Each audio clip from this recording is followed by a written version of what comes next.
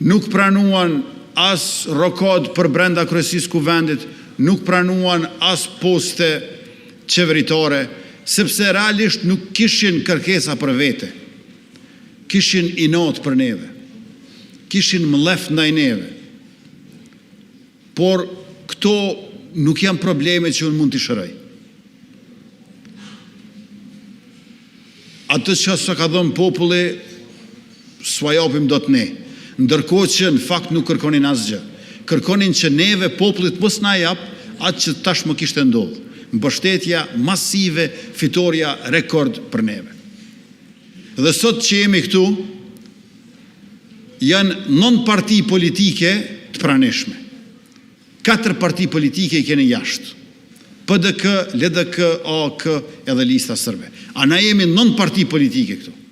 Na jemi shumica e kuvendit. Ata po dëshirojnë të shantazhojnë si pakisë që janë. Të kërcënojnë. Janë 4 parti politike. Të cilat, siç e tha dhe Ministri i Financave, të gjithë vijnë këtu kur duhet pengohet qytetari.